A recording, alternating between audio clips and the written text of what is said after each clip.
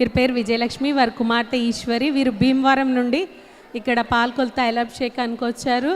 తనకి వివాహం కోసం ముహూర్తాలు, అంటే వారు పెళ్లి జరగడానికి ముహూర్తాలు పెట్టించడానికి వెళ్ళినప్పుడు ఆ ముహూర్తం ఎవరైతే పెట్టారో ఆయన వివాహం అయితే జరుగుతుంది కానీ పిల్లలు పుట్టడానికి టైం పడుతుందని ఆయన చెప్పారండి.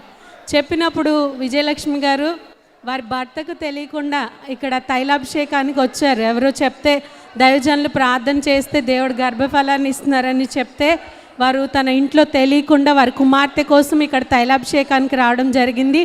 వచ్చిన తర్వాత తను దైవజనులు ప్రార్థన చేసిన ఇచ్చిన ఫలం తీసుకొని వెళ్ళి వారి కుమార్తెకి ఇచ్చారు. ఇచ్చి గర్భఫలం కావాలి, మనవడు కావాలని వారు ప్రార్థన చేయించుకున్నారు. దేవుడు వారి పట్ల కార్యం చేశాడు. ఆమె గర్భవతి అయింది, కుమారుడు కూడా పుట్టాడని వారు సాక్ష్యం చెప్తున్నారు. ఏదైతే వివాహం జరిగేటప్పుడు పిల్లలు పుట్టడానికి టైం పడుతుందని వారు చెప్పినప్పటికీ వీరు తల్లిగారు ఎంతో విశ్వాసంతో ఇక్కడికి వచ్చి దైవజనులతో ప్రార్థన చేయించిన తర్వాత దేవుడు తనకు గర్భఫలాన్ని ఇచ్చారు. వారు కోరుకున్న విధంగా దైవజనులు ప్రార్థన చేసిన విధంగా కుమారుడు పుట్టాడని వారు సాక్ష్యం చెప్తున్నారు. ఈ సాక్ష్యం దేవుడు దీవించును గాక.